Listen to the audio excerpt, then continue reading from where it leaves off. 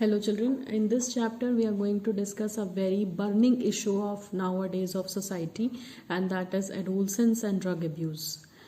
Adolescence क्या होता है? Adolescence वो अवस्था है जो बचपन और जवानी के बीच की होती है। यानी अगर डेफिनेशन वाइज देखें तो 12 से 18 साल की जो एज ग्रुप है वो एडोलसेंट्स कहलाते हैं। So basically it refers to a period between 12 to 18 years of age. And this is a bridging period. ये वो पीरियड है जो चाइल्डहुड बचपन और एडल्टहुड मीन्स जवानी के बीच का होता है। यानी कि जो भी ऑर्गेनिज्म एडोलसेंट है, वेदर अ गर्ल और अ बॉय, वो ना तो बहुत छोटा बच्चा होता है और ना ही एकदम से फुली ग्रोन मेच्योर अडल्ट होता है। यानी कि वो ना तो बहुत नासमझ होता है और ना ही जवान इंसान जितना समझदार होता है। तो एडोलसेंट एज जो है वो बहुत ज़्यादा डेलिकेट पीरियड माना जाता है, जिसमें बच्चों को संभालना और प्रॉपर गाइडेंस देना बहुत ज़रूरी है, अदरवाइज वो गलत आदतों की तरफ चले जाते हैं। और ऐसी ही एक गलत और ख़राब आदत है अल्कोहल और drug abuse. So in this age use of drugs और alcohols occurs out of curiosity और experimentation which later turns to addiction. इस उम्र में अधिकतर बच्चे जो है एक दूसरे को देखकर क्यूरियोसिटी या फिर एक्सपेरिमेंट करने के लिए जो है ड्रग्स या अल्कोहल कंज्यूम करते हैं और बाद में इसके आदी होते चले जाते हैं। धीरे धीरे उनको इसकी आदत हो जाती है।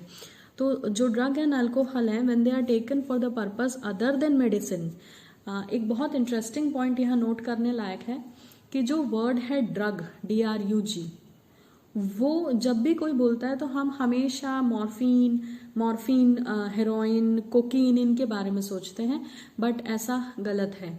एक्चुअली ड्रग वर्ड जो है वो हमेशा जो है नेगेटिव सेंस नहीं देता। एक्चुअली जिस भी चीज़ का जो है मेडिसिनल इफेक्ट होता है उसे हम ड्रग कह सकते हैं, ठीक है। लेकिन हर चीज़ जो है वो मेडिसिनल इफेक्ट नहीं रखती, ठीक। इसको कैसे समझेंगे? इसको ऐसे समझेंगे कि जितनी भी दवाइयाँ हम खाते हैं, सिर दर्द की, पेट दर्द की या किसी भी बीमारी की जो दवाइयाँ, इंजेक्शन्स हम लेते हैं, वो सब ड्रग्स हैं, वो सब ड्रग्स हैं। तो फिर क्वेश्चन आता है हम इन्हें ड्रग्स कहते क्यों नहीं है? इसलिए नहीं कहते हैं क्योंकि यहाँ पर डिफरेंस आ जाता है। हम इन्हें मेडिसिन्स कहते हैं तो दो वर्ड्स बना दिए गए। एक्चुअली एक प्रॉपर वर्ड ड्रग ही था, बट जब मॉर्फिन और हेरोइन और ये सारी चीज़ों के इफेक्ट्स देखे गए और ऐसा पाया गया कि इनको अगर बहुत कम क्वांटिटी में इस्तेमाल करते हैं डॉक्टर्स के गाइडेंस में, तो ये भी मेडिसिनल इफेक्ट रखती हैं, इनसे भी इंसानों को फ़ायदा होता है। जैसे हेरोइन जो है वो बहुत कैलकुलेटेड क्वांटिटी में जो है कार्डियक, अगर किसी का ऑपरेशन हुआ है दिल का, या फिर अगर कोई कैंसर पेशेंट है जिसको कीमो के बाद बहुत एक्यूट पेन है, या फिर बाहर की कंट्रीज़ में डिलीवरी के समय लेबर पेन को कम करने के लिए हेरोइन की कैलकुलेटेड क्वांटिटी दी जाती है एज अ मेडिसिन। ये हमने केमिस्ट्री की किताब में पढ़ा हुआ है, केमिस्ट्री इन एवरीडे लाइफ में जो है ये नॉन नारकोटिक एनाल्जेसिक और नारकोटिक एनाल्जेसिक जहाँ दिए हुए हैं वहाँ नारकोटिक एनाल्जेसिक में इसके बारे में बताया है 12th की केमिस्ट्री की NCERT में। सो अगर हम इसमें बहुत अच्छे से डिटेल में बात करें तो ड्रग्स जो है वो हमेशा खराब शब्द नहीं है या ये हमेशा नेगेटिव इफेक्ट नहीं डालते। अंतर सिर्फ इतना है कि हम उन चीज़ों को दवाई कहते हैं, मेडिसिन कहते हैं, जिनका पॉजिटिव इफेक्ट होता है बॉडी पर, यानी जो हमें नुकसान नहीं पहुंचाते, जो हमारी आदतें नहीं खराब करते, जो नींद नहीं लाते, मतलब दे आर नॉन सेडेटिव, जिनसे जो है नशा नहीं होता है ना, तो वो मेडिसिन्स कहलाती हैं। और जो ये सारे काम करते हैं, जाने जिनसे नींद आती है, जिनसे नशा होता है, जो हैबिट फॉर्मिंग है, आदत बनाते हैं, उन्हें हमने सिर्फ ड्रग्स कह दिया। But all the medicines are drugs, ये हमें ध्यान रखना है। एक स्टेटमेंट मैं बोलूँगी, उसको ध्यान से समझें तो आपको समझ आ जाएगा। All the medicines are drugs, सारी मेडिसिन्स ड्रग्स हैं, but all drugs are not medicines. यानी हर दवा जो हम खाते हैं वो ड्रग है, पर हर ड्रग को हम मेडिसिन की तरह इस्तेमाल नहीं कर सकते। अगर आपको ये लाइन समझ में आती है तो ड्रग और मेडिसिन के बीच का अंतर भी आपको समझ आ गया होगा। So drug abuse and alcohol abuse जो है क्या है? तो ड्रग और अल्कोहल को जब हम मेडिसिनल पर्पस यानी बहुत देख समझ के डॉक्टर की सलाह से अगर लें तो वो मेडिसिनल क्वांटिटी होगी, है ना। लेकिन अगर उस क्वांटिटी से ज़्यादा लें, फ्रीक्वेंसी बार बार ली जाए तो ये क्या करते हैं, ये हमारे physical, physiological and psychological functions को डिस्टर्ब कर देते हैं, और इसी को ड्रग अब्यूज और अल्कोहल अब्यूज कहा जाता है।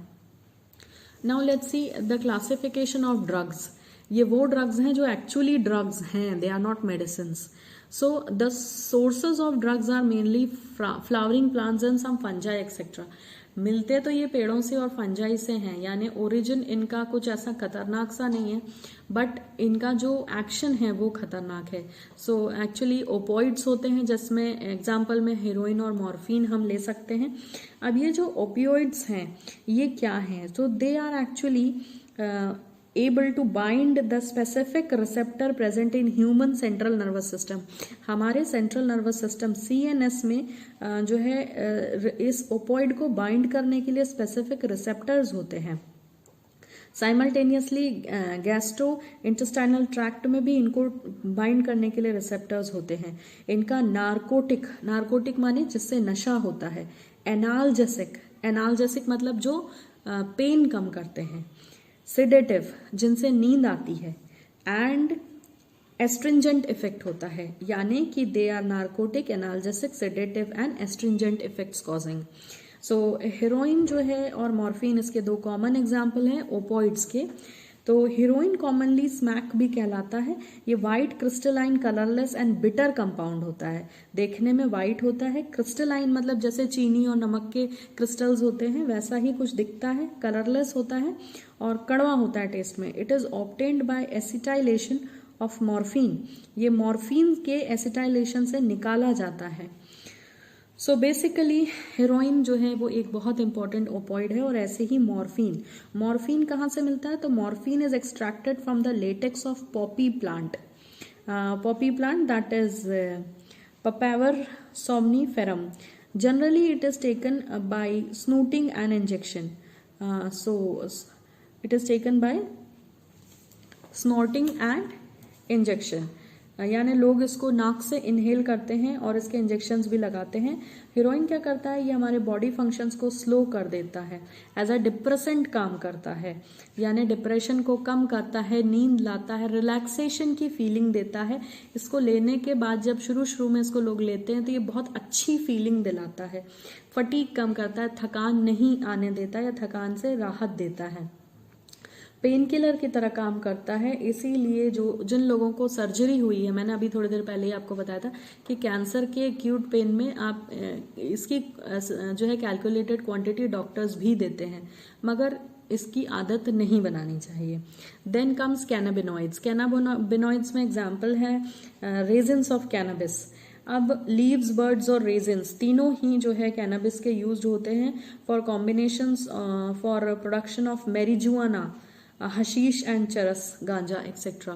सो कैनाबिनॉइड फैमिली में मैरिजुआना यानी गांजा, जिसको हिंदी में गांजा भी बोलते हैं, so marijuana, hashish, charas and ganja all are belonging to the category of cannabinoids, and these drugs are taken by inhalation. नाक से इनहेल करके इनको लिया जाता है, और या मुंह से भी लोग खाते हैं इनको, और ये हमारे कार्डियोवैस्कुलर सिस्टम को यानी हार्ट और वैस्कुलर सिस्टम को बहुत बुरी तरह से इफेक्ट करते हैं। थर्ड कैटेगरी है कोका अल्कोलाइड्स, जिन्हें हम कोकेन भी कह सकते हैं। Cocaine is obtain from the coca plant erythroxylon, and coca native to South America. ये साउथ अमेरिका में ज्यादा पाया जाता है पेड़, और कॉमनली इसको कोक और क्रैक, COKE कोक और CRACK क्रैक भी कहा जाता है। Usually it is स्नॉटेड, and cocaine interferes with the transport of dopamine which is a neurotransmitter. Dopamine hormone होता है जो फील गुड हार्मोन जिसको कहते हैं, तो डोपामाइन हार्मोन के रिलीज को इफेक्ट करता है। ये हमारे नर्वस सिस्टम को स्टिमुलेट कर देता है और एक सेंस ऑफ यूफोरिया और एनर्जी जनरेट करता है। तो जो भी ये लेते हैं उनको बहुत एनर्जेटिक और अच्छा फील होता है। जो भी कोकेन कंज्यूम करते हैं लोग, उनको बहुत ज़्यादा एनर्जेटिक फील होता है, और इनकी बहुत ज़्यादा डोज लेने पर हेल्यूसिनेशन हो जाता है। हेल्यूसिनेशन माने भ्रम की स्थिति, जो सोचते हैं वही दिखाई देता है। Then fourth category is of hallucinogens. ये भ्रम क्रिएट करने वाले ही, इनका नाम ही हेल्यूसिनोजेंस है। So these are obtain from plants like atropa belladonna and dhatura. धतूरे को सब लोग जानते हैं, शंकर जी पे चढ़ाते हैं पूजा करते समय, तो धतूरा हमारे आसपास भी उगता है और हमने देखा हुआ है। सो और कई बार ये कुछ फंगस से भी डिराइव होते हैं हेलुसिनोजेंस। इनका दिमाग का जो सेरिब्रम पार्ट होता है, ब्रेन का जो सेरिब्रम पार्ट होता है और सेंस ऑर्गन्स पे, जो हमारे 5 सेंस ऑर्गन्स है उन सब पर असर होता है, इसीलिए इनको जो है बहुत डेंजरस माना जाता है। These have effects on feelings, emotions, perceptions and thoughts, यानी ये हमारी फीलिंग्स को, हमारे विचारों को, इमोशंस को बहुत बुरी तरह से प्रभावित करते हैं। नॉर्मली ये जो ड्रग्स हैं ये उन पेशेंट्स को दिए जाते हैं जिन्हें डिप्रेशन होता है, इंसोम्निया होता है या मेंटल इलनेस होती है, तो उनको अच्छा फील कराने के लिए ये दिया जाता है। Then last is tobacco. Tobacco का कंजप्शन इंडिया में सबसे ज्यादा है। So tobacco is obtain from tobacco plant which can be smoked, यानी उसका जो है सिगरेट और बीड़ी आप सबने देखी है और सुनी है, उसके फॉर्म में लोग इसका धुआं स्मोक करते हैं और उसको च्यू भी करते हैं, चबाते भी हैं। सो टोबैको हैज निकोटीन, टोबैको में निकोटीन होता है जो कि स्टिमुलेट करता है एड्रिनल ग्लैंड को, और एड्रिनल ग्लैंड क्या करता है, एड्रिनालिन हार्मोन सिक्रीट करता है, और साथ ही साथ नॉर एड्रेनालिन हार्मोन भी सिक्रीट करता है, जिससे ब्लड प्रेशर बढ़ जाता है और हार्ट रेट भी बढ़ जाता है। सो इसीलिए tobacco chewing has some adverse effects on health. अगर हम टोबैको के इफेक्ट्स की बात करें तो ये lung cancer, cancer of urinary bladder, throat, bronchitis, emphysema, coronary heart disease, gastric ulcers, oral cancers, यानी ओरल अल्सर भी, मुंह में भी अल्सर हो सकता है, कैंसर में कन्वर्ट हो सकता है। और स्मोकिंग ज़्यादा करने से कार्बन मोनोऑक्साइड का कंटेंट ब्लड में बढ़ जाता है, जिससे हीमोग्लोबिन बाइंडिंग कैपेसिटी ब्लड की बहुत ज़्यादा इफेक्टेड होती है, जिससे ऑक्सीजन की डेफिशिएंसी हो जाती है बॉडी में, और addicted person it requires counselling and medical help to get rid of this, यानी कि मेडिकल हेल्प और काउंसलिंग बहुत ज़्यादा फ़ायदा करते हैं कई बार इन ड्रग्स की लत से छुटकारा पाने के लिए। Now let us see what is addiction. Addiction का मतलब होता है आदी हो जाना, किसी चीज पर डिपेंड हो जाना। सो ये एक फिजियोलॉजिकल अटैचमेंट है to certain effects such as euphoria associated with drug and alcohol. It makes the person to take up drug on regular basis. जिसको एडिक्शन है वो बहुत रेगुलरली ड्रग्स लेने लगता है, जब नहीं जरूरत है तब भी लेता है। So even when it is not needed और even when its use become self destructive, यानी खुद का नुकसान हो रहा है, समझ में आ रहा है, दिख रहा है, फिर भी इतनी ज्यादा आदत है कि उसे लेना ही है। सो इतना एडिक्शन है कि इंसान उस पर डिपेंड हो जाता है, डिपेंड करने लगता है। सो एडिक्शन लीड्स टू डिपेंडेंस। ये वो टेंडेंसी है जिसमें पर्सन शोज अनप्लीजेंट और uneasy withdrawal syndrome if the dose of alcohol और ड्रग इज डिसकंटिन्यूड। तो जिनको डिपेंडेंस की प्रॉब्लम हो जाती है एडिक्शन के कारण, उनको अगर ये चीज़ें ना मिले तो ये बहुत अजीब सा बिहेवियर शो करते हैं। They can be anti social behaviour, ये अपने परिवार और अपने आप को भी नुकसान पहुंचा सकते हैं।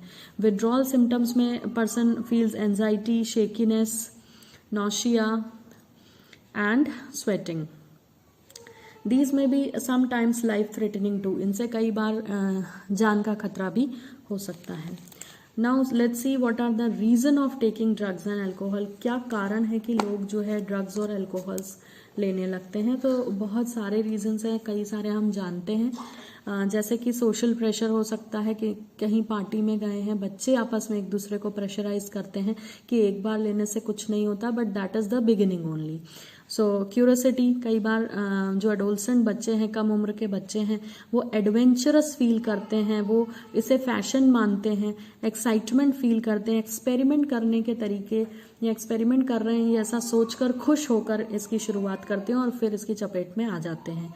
And to avoid stress, depression and frustration, कई बार लोग इसे लेते हैं। और थकान मिटाने के लिए, टू अवॉइड और ओवरकम हार्डशिप्स भी लोग इसे लेते हैं। And to avoid unsupportive family structure, जहां पर फैमिली में डिस्प्यूट्स हैं, पेरेंट्स सेपरेटेड हैं, या जिनके पेरेंट्स फैमिली में, घर में हेल्दी एटमॉस्फेयर बच्चों को नहीं दे पाते, वो बच्चे इसकी तरफ इंक्लाइंड होते चले जाते हैं। Now let's C effects of drugs and alcohol. Drugs और अल्कोहल्स लेने के दो तरह के इफेक्ट्स देखने को मिलते हैं। एक तो इमीडिएट इफेक्ट्स होते हैं कि इंसान ले रहा है, आपको तुरंत तुरंत इफेक्ट्स दिखाई देंगे, और दूसरे हैं फार रीचिंग इम्प्लीकेशंस, यानी जो फ्यूचर में आपको इफेक्ट्स दिखते हैं। इमीडिएट इफेक्ट्स में रेकलेस बिहेवियर, वेंडालिज्म एंड वायलेंस। इंसान जो है बहुत रेस्टलेस रहता है, यहाँ वहाँ घूमता रहता है विदाउट एनी पर्पस, और वायलेंस माने हिंसक हो जाता है। उसका रेस्पिरेटरी और हार्ट फेलियर हो सकता है, सेरिब्रल हीमोरे भी हो सकता है। एक्सेसिव डोजेस में lead two comma and even death, यानी अगर कुछ ज़्यादा ले लिया जाए तो जो है ये स्लीप प्रोड्यूसिंग वैसे ही होते हैं, सेडेटिव्स तो है ही, तो अगर ज़्यादा डोज चली जाए तो इंसान कोमा में जा सकता है, और अगर बहुत ज़्यादा हो तो मर भी सकता है। एग्रेसिव बिहेवियर शो करता है, इंसान रिबेलियस हो जाता है, डिप्रेशन होता है उसे, फटीग यानी बहुत थकान हो सकती है, विड्रॉल एंड आइसोलेशन, वो लोगों के साथ रहना नहीं चाहता, अकेले रहना पसंद करता है। स्लीपिंग पैटर्न चेंज हो जाता है, लैक ऑफ एपेटाइट मतलब जो डाइजेशन बहुत पुअर हो जाता है, और पर्सनल हाइजीन पर भी इंसान ध्यान नहीं देता। Then drop in academic performance of students, जो स्टूडेंट्स अगर इसके आदी हैं तो वो पढ़ाई में उनका मन नहीं लगता, और इवेंचुअली उनका academic performance day by day खराब होता जाता है, और उनको अपनी हॉबीज़ में भी कोई इंटरेस्ट नहीं रहता। तो ये तो इमीडिएट इफेक्ट है कि जो ले रहा है उसको तुरंत तुरंत ये प्रॉब्लम्स होंगी, मगर फार रीचिंग इम्प्लीकेशंस, दूरदर्शी परिणाम क्या हो सकते हैं।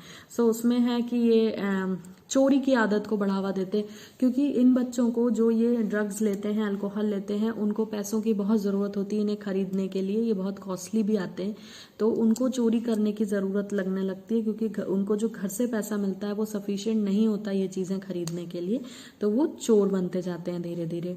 Then there is a high risk of infection like AIDS and other diseases, क्योंकि अगर एक ही निडल से कई लोग जो है नशा करते हैं, तो निडल एक बहुत इम्पॉर्टेंट सोर्स है जिससे जो है इन्फेक्शन फैलते हैं, बीमारियां फैलती हैं। एड्स हुआ, हेपेटाइटिस बी है, ब्लड से फैलने वाली डिजीजेस, ये सारी फैल सकती हैं। और जो ड्रग्स जो है स्पोर्ट्स पर्सन अगर लेते हैं तो इसके कई साइड इफ़ेक्ट्स होते हैं, और डोपिंग वैसे भी बैंड है स्पोर्ट्स में, सो इसके बहुत ख़राब इफ़ेक्ट्स होते हैं, कई लोगों का करियर तबाह हो जाता है ड्रग एडिक्शन के कारण। साइमल्टेनियसली अगर कोई प्रेग्नेंट लेडी या एक्सपेक्टिंग मदर जिसे हम कहते हैं वो इसकी आदी है, तो उसके होने वाले बच्चे पर बहुत ज़्यादा खतरा रहता है, और अगर बिफोर प्रेगनेंसी भी किसी को बहुत ज़्यादा इसका एडिक्शन है तो ये प्रेगनेंसी में भी प्रॉब्लम क्रिएट करते हैं। सो ये जो है बहुत लंबे समय के परिणाम हैं। Now let's discuss the last topic of the adolescence and drug abuse, prevention and control. कैसे इनसे बच सकते हैं, कैसे इसको कंट्रोल कर सकते हैं। तो सबसे अच्छा तरीका है कि बच्चों को इतना समझाएं कि उन्हें पीयर प्रेशर में नहीं आना। पीयर प्रेशर का मतलब होता है अपने हम उम्र बच्चों के द्वारा दिया गया प्रेशर, कि बच्चे छोटी छोटी पार्टियों में जाते हैं और फिर वो एक दूसरे को कहते हैं कि एक बार लेने से कुछ नहीं होता, आप पी के देखो ये अच्छा लगता है। ऐसी बहुत बातें हमने टीवी और छोटे छोटे शोज में देखी हैं कि बच्चे कैसे एक दूसरे को इसके लिए प्रोत्साहित करते हैं। तो अपने बच्चों की काउंसलिंग करना है कि आपसे कोई कुछ भी कहता है ये गलत है, मतलब गलत है। बेटर होगा कि आप ऐसी कंपनी से दूर रहें कि जहां आप पर प्रेशर पड़ता हो ऐसी गलत काम करने के लिए, जिससे कि आप धीरे धीरे इसकी आदी ना होते जाएं। सेकंड प्रिवेंटिव मेजर है एजुकेशन एंड काउंसलिंग। एजुकेशन ऐसी दी जाए, काउंसलिंग की जाए, बच्चे को समझाया जाए कि इसके क्या बैड इम्पैक्ट्स हैं, जिससे वो इससे दूर रहे। थर्ड है seeking help from parents and peer. अपने हम उम्र अच्छे दोस्त बनाएं और अपने पेरेंट्स से कोई भी बातें शेयर ना करें, पेरेंट्स से मदद लें अगर कहीं कुछ गलत होता है। Looking for change danger sign. अगर आपको कोई भी गलत हरकतें हैं, जैसे अल्कोहल लेना या ड्रग्स कंज्यूम करना, तो आपको जब शुरू में ही लक्षण दिखाई देते हैं कि हमारी बॉडी डेट्रियोरेट हो रही है, हमें नुकसान हो रहा है, वहीं से सचेत हो जाएं और कोशिश करें कि फैमिली और पेरेंट्स और दोस्तों की मदद से इसे वहीं छोड़ दें। Then seeking professional and medical help. अगर बहुत ज़्यादा आप इसमें आगे बढ़ चुके हैं कि फैमिली और फ्रेंड्स के कंट्रोल करने से और अपनी अंडरस्टैंडिंग से आप इसे छोड़ नहीं पा रहे, तो फिर आप डॉक्टर्स से कंसल्ट कर सकते हैं, मेडिकल हेल्प ले सकते हैं और प्रोफेशनल ट्रीटमेंट लेकर इससे जो है छुटकारा पा सकते हैं। सो बेसिकली जो अल्कोहल और ड्रग अब्यूज़ है ये फैमिली सोसाइटी हर तरह से हमारे लिए ख़राब है। इससे हमें हमेशा जो है बचने की कोशिश करना चाहिए। So this was the last topic of chapter 8. Here we wind up with this chapter and now we will start with next chapter. Thank you for watching.